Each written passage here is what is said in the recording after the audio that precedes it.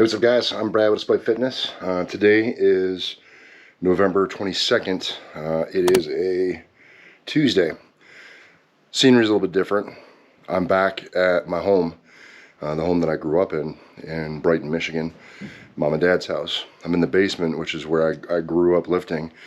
And I wanted to make this video and kind of introduce you to some of my origins. You can see the basement as it is now. It's not what it once was. My parents are going through some construction on the other side of the basement. Basement split basically in two, and this half was the gym. In its heyday, the whole floor plan here was all gym and gym equipment. Had a competition bench, squat racks. This is the barbell that I grew up on. I hope that you can read that. But in the event that you can't, that's an Ivanko bar. So the barbell that I grew up with from the time that I was, could walk, was an Ivanko bar. Real Olympic bar, real Olympic plates. My dad has given me many of them, so most of the weight resides at my house nowadays. But you can kind of see over here, here are some of the plates. A couple of 45s, 25s, 35s and such. We had this pulley machine that Dad created. You put your feet here and could row, and the pulley machine goes up on the steel pillar, and there's part of the cable there. You could do cable low rows, or high pulls and low rows. So that was there. All when I grew up, he had this. This is a dip bar. Might be kind of hard to tell, but here's one of the handles, and the other handle's right over here. He had a dip bar that he installed and connected right to the concrete. So that was something that I had here at the house. A few other pieces of equipment are still here from when I was growing up. I had this leg extension, leg curl. So you can see this part here is a leg curl. Down there is leg extension, and you can see it has those inch hole plates. That's what we use. Got a Roman chair here for back hyperextensions and abdominal work. We had this bent row machine, and then there's also this calf machine here. If you guys can see that, and I apologize for the crowded nature of what you're seeing, and I apologize for the dimly lit environment. But this was my beginnings. Pretty humble. But for the time, what we had down here when this was all open and the gym was as it was, it would rival most gyms that you could find today. We had dumbbells, we had, barbells, we had, all the weight you could dream of. We had, bench, squat, we could do leg extension, leg curl, we could do rows, we could do anything. And this is where I began. What we're going to do now is we're going to break from here, and we're going to head over into Milford and meet up a friend of mine. His name is Bob Biersbach, and Bob was one of the original crew that taught me powerlifting. Aside from my dad teaching me some of the basics and fundamentals here in the house, Bob and the crew taught me a lot of the fundamentals and really got me moving into powerlifting, to competing and all that other stuff. And I was with them and that crew for many years until I finally moved away after I joined the Army. But yeah, this is the kind of the trip down memory lane. I want you guys to see the gym that I grew up in.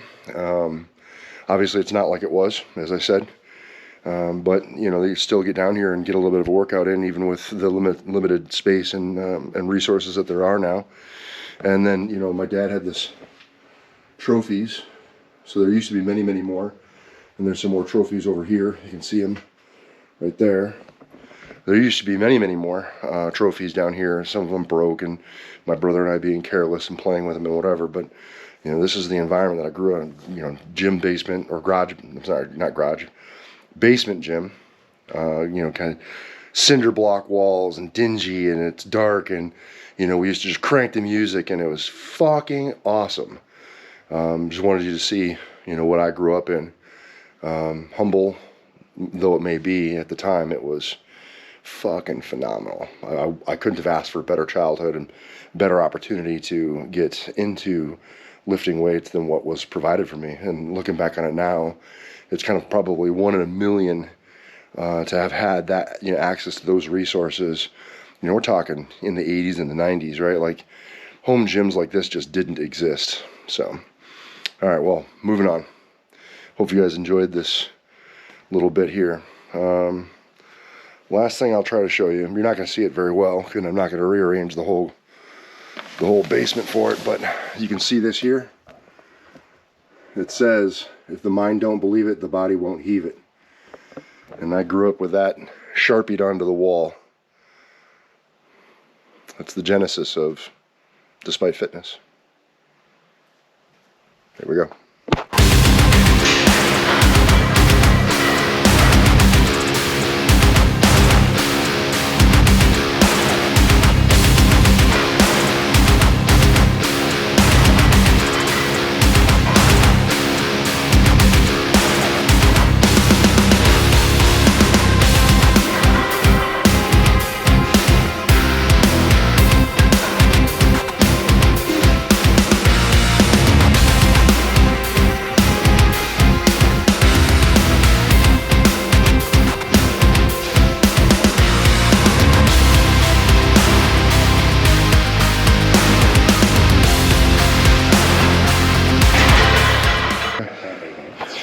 All right, cool. Made it out here to, sorry, the dirty lens. Made it out here to Iron Pride Gym out in, I guess, Milford. And I'm with my man, Bob. So Bob and I go back a long way. He's the one that taught me powerlifting, and I just want to introduce him to you guys. So this is my man, Bob Biersbach. Hello. So Bob, how long have you been training? 1986. Senior year of high school is when I started. What high school did you go to? Howell High, class of 86. Gross. We don't like Howell and Brighton.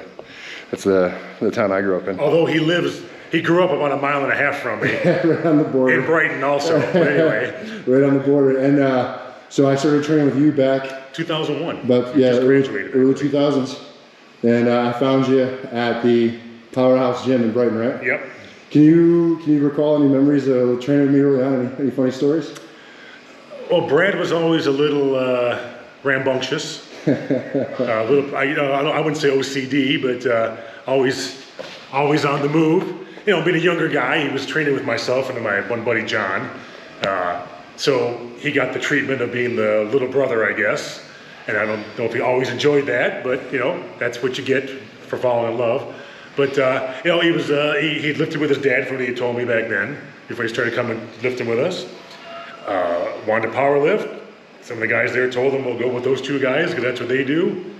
Started lifting with us, and you know, That's a good times. Interesting times. That's a good time. Travels and stuff like that. Yeah. I remember Bob and I traveled a lot together. Went down to the Arnold one year, right? Shared a room. Yeah. Well, I'll give you his interesting story on that one. See if he remembers this one or not. So back then, when there was a lot more of the bodybuilders, we used to be at all the tables down there and everything. He gets in line to get an autograph from one of the bodybuilders. It just had to be this guy named Ronnie Coleman. Oh man. So Brad walks up and he's like, "Oh, Ronnie Coleman." He grabs his phone to call his buddy. He's talking on the phone to his buddies. He gets in line up to Ronnie Coleman. Ronnie's signing an autograph. He's like, "Dude, yeah, Ronnie Coleman. Maybe he'll talk to you." Ronnie Coleman's signing. He's like, shakes his head. "Oh, he won't. Okay, bye." And then as we're walking along later on, again, there's a lot of famous people there. And there's this one guy there, former world's strongest man. And I thought Brad was going to blow the lid off the place. "Oh my effing God, it's Bill Kazmaier."